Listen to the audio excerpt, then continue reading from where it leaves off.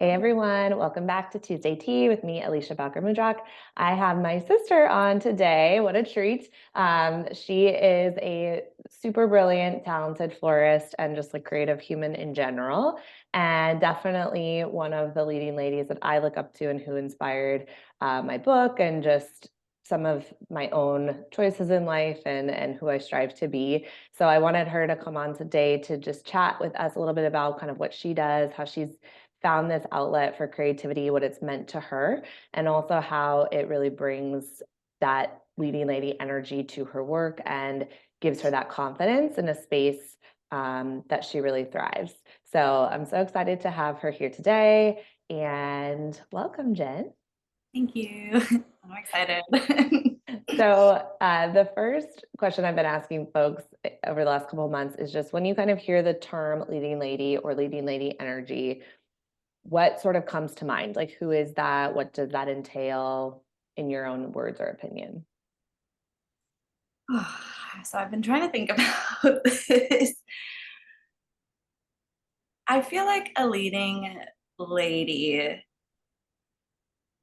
knows herself and also knows when to lead and also when to step back as well. So, like, you don't always have to be in control. You can give some of that up, things like that. And I just feel like it's something I'm trying to work toward, like being back in therapy and things like that, is trying to take control back over my life instead of giving so much of it away and like taking care of myself. So I think it's someone who prioritizes themselves Mm, while still caring for others. hmm. And I think that's such an important point that to lead others or to lead in general, it starts with us, right? Mhm. Like we have to, the work starts here. What happens as a result of that is like extra and the byproduct, but you can't be a true leading lady or you can't lead effectively if you are not good, if you're Yeah. not sure of who you are, what's going on, or like you're not feeling like you're right in that right space. Is that Mhm. kind of what you're saying? Yeah, yeah, definitely. Because I find that, like, if you don't have confidence in yourself and you're not like, you don't always have to be sure of yourself because you're not always going to be, but if you don't have any confidence in what you're saying or what you're doing, then like it's gonna show and you're not gonna be able to lead people because they're gonna be like, No one's gonna follow you're you. gonna yeah, and you're also gonna be second guessing your decision. So you're gonna be like, was that a Yeah. good idea? Instead of confidently like moving forward and being like, no, that was good. And if it ends up to be a mistake or whatever, that's okay. Like that's a good thing.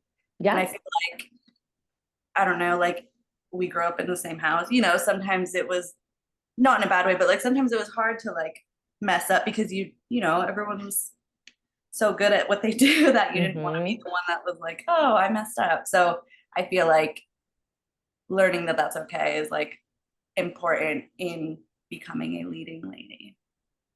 And I think this kind of dovetails to this idea of imposter syndrome at times. And I'm wondering, like, I know how that can translate in a lot of different arenas, but especially in the creative work that you do, I'm wondering how, like when you're talking about being confident, feeling like, you get asked to do weddings and really important days for Mhm. people. It's like, how do you find do you always just feel that confident in yourself that you're like, yeah, no problem? Or like, how do you tackle some of the like imposter syndrome or that second guessing? Like, what is your anchor, I guess is what I'm asking, to keep you going and keep you doing this beautiful, but at times I'm sure challenging work for like for your own internal dialogue. How do you kind of combat that and how do you hold on to that? Like, I'm a badass at this. Mhm. Like, let me hold on to that leading lady energy in my creative space. So it's funny you talk about imposter syndrome because that was like the one thing I was thinking about when thinking, like prepping for this. I was like, oh, Mhm. imposter syndrome is like my worst enemy. Like I will go onto Instagram or TikTok or whatever and try to like get inspiration. And then I just end up feeling like, oh, I'm not in Mm. the right field. I'm doing it wrong. I'm not this good. Mhm. So I do sign off and I say, okay, no, you're at least good because people still ask you to do things. Yeah. Um, to be honest, I haven't really found something quite yet that has in the moment while I'm creating, I haven't Mhm. found anything to turn those negative thoughts off. I'm working on it, but like it's funny. Jason, when he lived with me, he'd always be like, oh, I know you're working on something, because you're like, I hate it, and you just like walk out of the room. So a lot of times I will try and combat it by like leaving and coming back to it later, Mhm. Mhm. because then I'm like, wait, I actually kind of like it, or I'll go to Yeah. bed if it's late, Yeah. Um, but then honestly, like if it's a wedding, let's say the day of, when I see the bride or groom's face or whoever the flowers are for, or I get feedback from the family or just random people, they're like, who did Mhm. the flowers? That is something that keeps me going, Mhm. because it's a good validation, because it's oftentimes from people that don't have to give it to me. Like, you Yeah. know, I always tell like brides or whatever, I'm like, if you absolutely hate it, like I'm working with you, so tell me what you Right. want, how Right. we can do this together. So yeah, I think it's a lot of the reassurance and the validation from just like the outside people, or on Instagram, if someone makes a reel or posts photos, like the photographer, and like people are like, wow, this is gorgeous, or things like that. I'm like, Ah. okay. Uh-huh. Because I do take my friends and family's opinions very seriously, but I also am like, I feel like sometimes they have to say it, like Yeah. you, Yeah. I don't know, what No, you that don't makes have to, sense. but if you do say it, I'm like, oh, well, maybe it's just like because they love me. So, but I will say, don't let me fool you. I genuinely do not have much confidence in a lot of what I do at the time, because I just get so in my head about it. But working on it. Which I think it's always going to be a work in progress. I mean, Yeah. even in my professions, I've been doing them for years, and there's still days I'm like, you should go to therapy. And I'm like, oh shit, we're in therapy. I am the therapist. Like, fuck. I am doing that. What do I say? So, but I think like what you're saying is such an important point that, well, yes, we want to generally try to get that internal dialogue and motivation from us and like be our own self-sufficient Yeah. space. We don't live in a vacuum. We are tribal. And so the input and feedback and experiences that we have seen in the past Mhm. from others is important to hold on to and use as information when we need it most. Mhm. So like you've done, I mean, I trusted you, not just because you were my sister. Like I think you're very talented. I trusted you with my wedding. You've done our other good friend's wedding, other people I don't know. So like I'm just using that as an example. We've done other things too, but weddings are such a big day, right? Like very Yeah. people like live and die on that day. So I think it's every time maybe you're in it and it's hard, it's still like you can file through all those other experiences of, okay, well, they liked it, or I haven't no one's hated it yet. I haven't ruined anyone's day yet. Like, I guess I have something to offer, right? Mhm. So it is that harnessing the dialogue where the critic's loud, but you're like, you're not 100% true because I have this Mhm. whole resume behind me of facts that just oppose this thought of like, I'm a shitty Yeah. florist or whatever, whatever the thought might be. Yeah, and I mean that is why like I've gotten a lot better with it. Like I used to like just cry and be like, this is terrible. But that was when I was still very new at it. And Yeah. obviously I believe in myself enough that I even started doing it. Like I was Mhm. like, I like flowers. I want to do this. And I did it. So Mhm. like that's something I do go back to. And I spoke with actually one of my mentors last night. I texted her randomly. And so she was the person I worked in the first flower shop with. And she was like, I'm so glad to hear you're still doing flowers. She's like, you're such a talented and creative and like rare designer. And I was like, thank you. Like coming from her, because she's been doing this for Yeah. many, many years. And like Yeah. we had some very high-end clients, and like I just learned so much. So it was just really cool hearing it from her. And then my other mentor who I worked with in San Diego, she like for Derby, her daughter was going to a Derby party, and she texted me, she's like, you make such amazing hats. I need inspiration. Yes. Send me some photos. And I was like, wow. So it's really cool, like it being full circle. Like I learned from them and now they're learning from me. And like Mhm. that's where I think I was saying like the leading lady, it's like once you have confidence, that shows to other people, and then they want to like you can feed off each Yeah. other. Yeah. Yeah. So yeah, but I think also stepping back in the moments when I am having that critic in my head of being like, you're terrible almost. Um, taking a step back, going and doing something else, and coming back to it with fresh eyes, is very, very helpful. And not allowing myself to get too far behind, because when stress comes in, then it's all gone. Like my anxiety hits a 10 and I'm like rushing and I'm like, you miss something, or you just are doing it just to get it done. So I give myself enough time to be able to create so that I'm taking care of myself and also making the best product for the client. Yeah. We had one of my friends, she's also a therapist, but on the side, she does ceramics. She was on, I don't know, a couple months ago, and she's talking about that, how on the wheel, like there's that sweet spot before your pot's like, or your piece is good, and then you just fuck it all up. And once you do a ceramics, there's no going back. Like it's done. Like you have to literally start over, right? And I'm sure it might be similar in flowers too, but I always think of that analogy though of don't overwork the clay. Like don't stop. Like there's not more that needs to be done. And I think this can translate to things beyond creative ventures as well. But it's such a nice idea of like, take that pause. You could stop it. You could step away. You could like give it a breather. You could ask someone else, like, because sometimes we're too close to something. We can't even see how good or beautiful something is until we have that perspective. And sometimes it takes getting other voices involved. And sometimes it just takes that like literal reset for our brain. Like, let me move locations and then come back. Like, oh, wow. I was like, that's pretty good. Really nice. Horrible. Yeah, I mean, there's been pieces I've made that I absolutely hated, but they're still hanging in my house because I ended up like, so yes, it's the whole like editing is your friend. And you don't have to do it all to make it perfect. So you don't have to have every flower the bride wanted in the bouquet. You don't have, so you want to edit it down thoughtfully, so that it's not so chaotic. So it's kind of like life, you know, you just want to make sure you're prioritizing yourself and taking care of your needs and editing down. Like, fine, you don't go and you say no. Unlocking is one of my new favorite words. So yeah, it's just kind of like that. Yeah, like don't overwork it, edit when you need to, and just kind of chill and like it. Just trust the process. Like, and just know that you're good at it. So, what do you think having this creative outlet and space in your life has given you?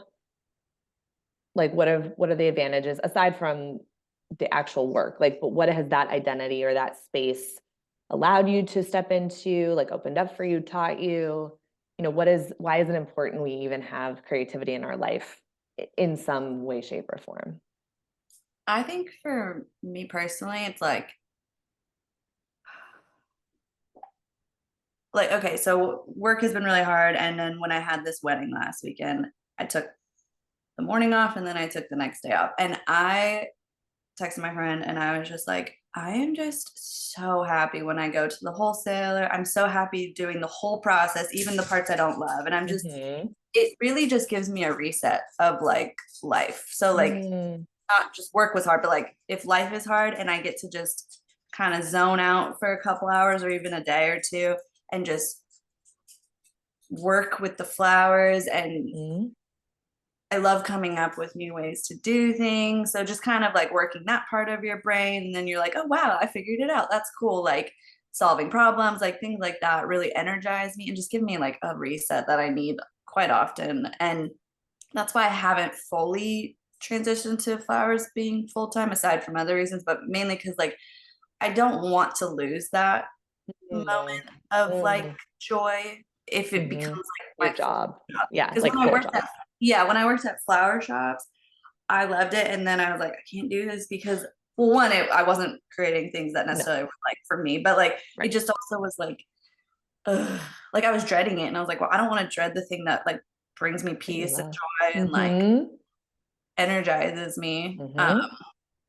So yeah, that's why I stepped away. But I do wish I could, or I was doing. So that's why I'm kind of getting back into it. I wish I was doing more because I do love that like little reset. It's so nice. And I love the flower community. We're all so helpful with each other. Like that's awesome. Yeah, like I did a wedding back in like 2 Augusts ago, and like from my wholesaler, the flower I wanted was terrible. It was not good. And that happens. But that was her main flower. And so I went on Instagram and I was like, does any like farmers have this? And I was able to walk away with like 10 bunches of something. And like it was last minute, but like everyone steps together, and Wow. it's not so much of a competition as some other professions can be. Mm-hmm. Sounds more collaborative and Yeah, because supportive. we all have our own designs, and like even if someone brings you a picture from Pinterest, you're not going to It's create not going that. to be the same. No, Yes. because for one, it shouldn't be. But two, it's like we all have different visions and we all see things so differently Mm-hmm. that like we're not really a threat to each other, because also you Mm-hmm. can't do every wedding. You can't do No, every event, because no. especially around this time of year, everyone loves getting married on like 11/11, 10, Mm-hmm. like like Guilty. people love those, especially Yes. the fall too, in Kentucky, because it's beautiful this time of year. So it's like not too Yeah. hot, not too Yeah. cold, but we can't be everywhere all at once. So it's like you do kind of, or if you see if someone has a vision and you're like, oh, that's not me, then you can pass it on to someone who that is their style, and that's like Exactly. so it just goes back to that, like taking care of yourself but working together, because we all need each Mm-hmm. other. Like Mm-hmm. as individualistic as we are, like you said, we're very tribal as well, and we need that. And I Yeah. think the community part of this floral business has been really cool. You meet some cool people. I love that. And I love that idea of, not every part is for you. So Yeah. you're still the leading lady of your own life. You're still in charge of what you're doing, but you don't have to, again, like take every job offered you, take every role, take everything. So, and I think again, this translates to so many different areas. You don't have to head up the PTA if like you don't have time for that and that's not your vibe. You don't have to take that promotion at work if you're not trying to be a VP, you just like being a manager. You don't have to take on, adopting another pet if one is enough. Like just Yeah. it could be really anything, but I think again it all goes back to knowing yourself. Because Mhm. if you're not sure of who you are, what you want, your limitations, your strengths, then you don't know when to say no and you don't know when to say yes. And I Mhm. think people get really lost and feel like either really depressed or overwhelmed or disconnected most often when they aren't clear on their vision, who they are, their like, highs and lows, and they're just saying either yes to everything or they're saying yes to all the wrong things because it's someone else's vision, wants, desires, and they're just going along with it. And they don't have to be bad or malicious. Like there are forms that could become abusive, right? But like this is just maybe in a benign situation, but it still is not going to like be the thing for you if it's not the thing for you. And it's okay. We're all different. Like I don't give me flowers. It stresses me out when I see all these things around. I'm like, how do you make something out of that? Like that's not my skill.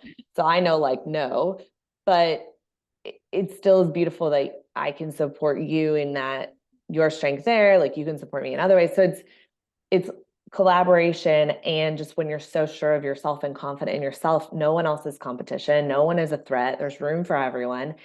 And you're just very clear on your answers. People don't have to like them, but you're not feeling guilty or unsure. You just give them because you understand who you are, what you want, and how to get there. And this is, and you move through life with those guidelines, so to speak. Mhm. I mean, that's a big thing. And you own multiple businesses, but when you create a brand, you, you have to be specific about who you are and what you like and what your style is, Yes. or else you're gonna attract one, the wrong clients, and two, people are gonna be so confused. Yeah. That's why, like, when I don't love it, but if I do silk flowers for a wedding, I don't promote it. I don't post pictures. I mean, or I don't, I'll say it's a very special thing. It's because that's not my brand. But I Mm-hmm. will help people out if they need it, but like That's that's not not what what you're I'm going to do. looking for. Right. And that's okay. And that's one of the biggest things I've learned about, like recently I've been like just like researching some stuff and doing some like free boot camps and stuff. And they're just saying like you said, not every client is for you. So just when you say no, you will start making money. And I was Mm, like, I love that, because yeah. it's, yeah, because if you just keep, because also you might say yes to like, I'm not saying money is everything, but in some But cases it's you want important. to make money. If you say yes to a small wedding that's not really your style, and then a client comes with a bigger budget and more your style on that same day, you can't say yes to them. Right. So it's not, and it's also not like waiting around for those big, it's just No, literally, it's protecting your energy and like investing it in the right spaces to right. maximize everything. Yeah, Yeah. definitely. And just being clear and upfront, like just about who you are and what you can Yeah. provide.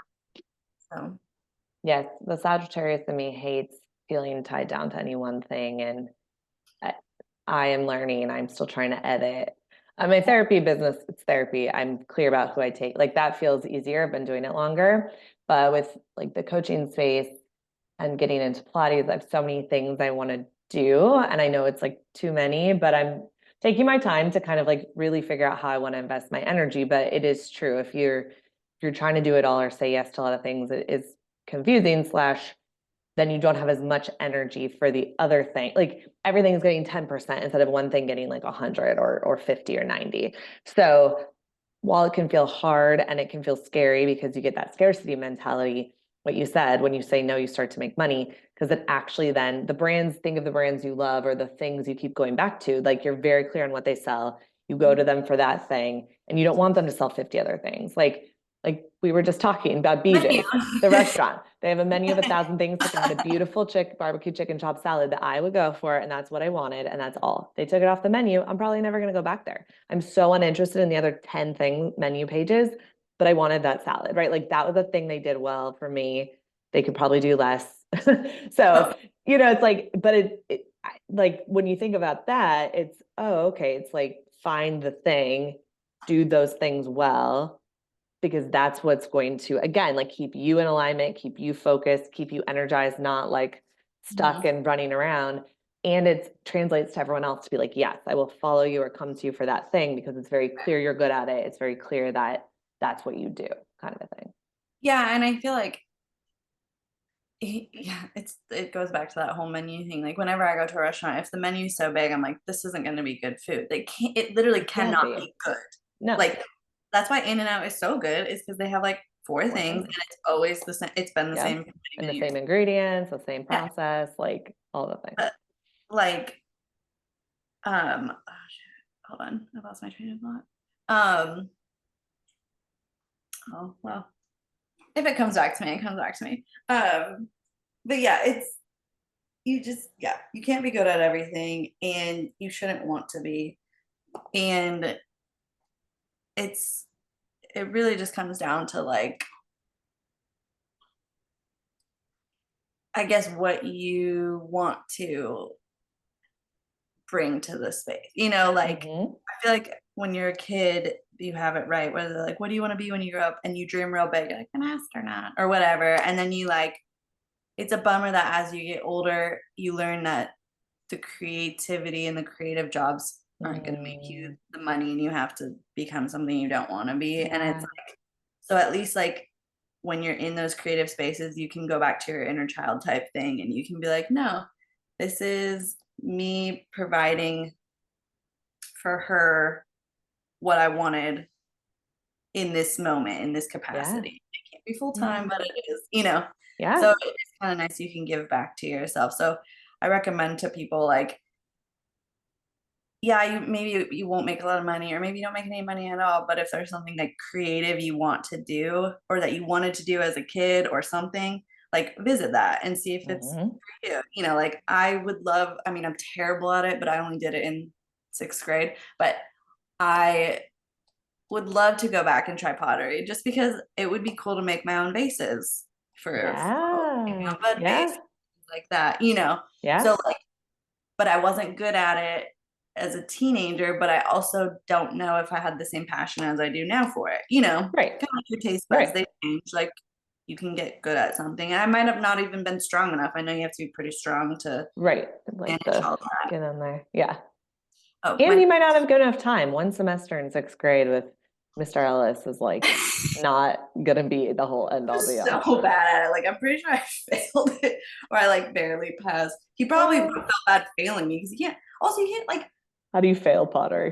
Well, that's Like the if thing. you just don't show up or try, I guess. But if you're Yeah, I was trying, like, I like tried. That is another thing is like people are like, oh, I'm not creative because I'm not good, and it's like everyone Creative is actually so many is things. creative. Yeah. You don't have to be good at something to be creative. Like, No, I not mean, even I'm have to be trying to, Jackson Pollock. Like it's fine, but you can yeah, throw some paint on a canvas or write something or make a Canva graphic or arrange some flowers from Trader Joe's. Like I know. it's, I mean, little time. Well, that's the thing is that's the train of thought I lost was I am very good, I feel, at doing wedding personal. So like the bridal bouquet, boutonnieres, like corsage, or, like whatever. So nothing, not many ceremony pieces because Mhm. I've never really done big arches on my own. Mm, I've never. mhm. So I am finding that, and that's okay. I mean, I could learn how to do those things, but I also don't really have a team. It's just me. So it's Right. like, You need more people for the bigger stuff.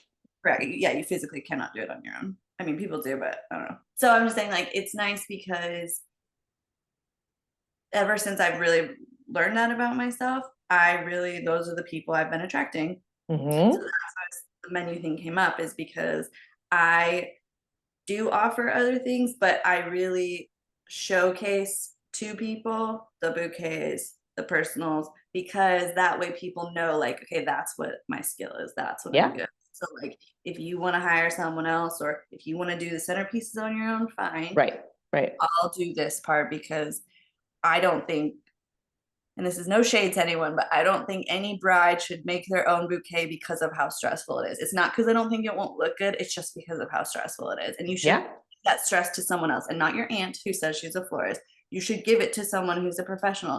So Yeah. if you spend any money, just buy the Spend it bouquet. on that. It's Hmm. the most, to me, it's one of the most important pieces because it's It's really in what everything. people see. Yeah. Yeah.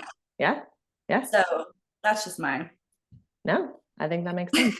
And it's almost like I feel like the other work is like a different type of flower work than the personals on some level too. So not that someone can't do both, but like Yeah. it feels like it's a different arrangement or vision than It a is. bouquet, in the It's a first lot place. more like structural. And Mm-hmm.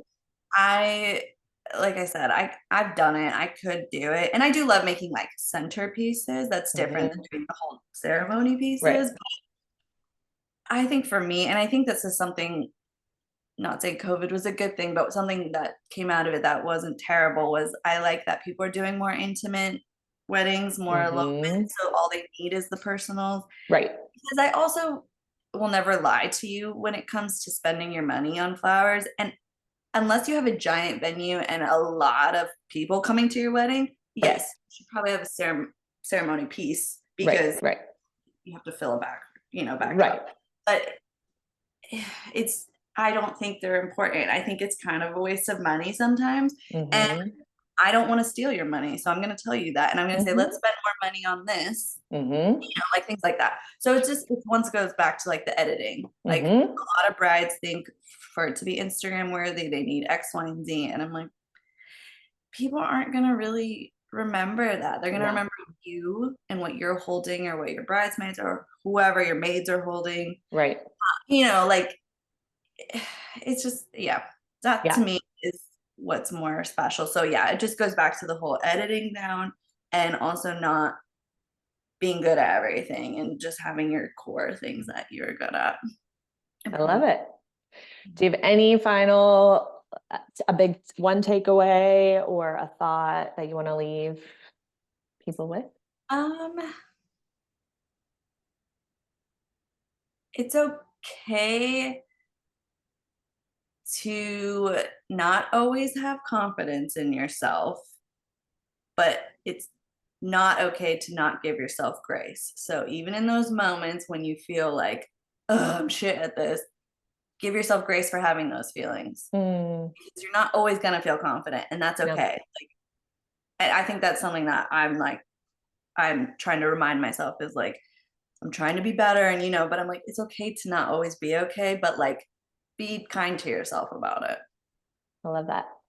Where can people find you, or what is there anything you want to highlight or mention that you do or offer? I mean, I know we know you do weddings. I would say my Instagram, just because that's where you can find, because my website is like a long name, but my Instagram. So I just changed my name. So it's Persephone, like the Mm-hmm. goddess. Persephone Floral Designs. Let me make sure that's exactly what it is because I just changed that as well. Yeah, Persephone Floral Designs is my Instagram, and I believe that's my TikTok, but I don't really use TikTok, but I'm there if Okay. that's your outlet. And then you can get to my website from there. Awesome. And I'll make sure it's in the links as well. And Jenn ships a lot of dried stuff. She does fresh stuff for people local, or if you want to fly her wherever you are, she'll do fresh. But no shipping of fresh because she keeps No, the flowers pure. So yeah. Well, thank you so much, Jenn. It's good to see you on here. I hope everyone has a really great week, and I'll see you guys next week. Bye.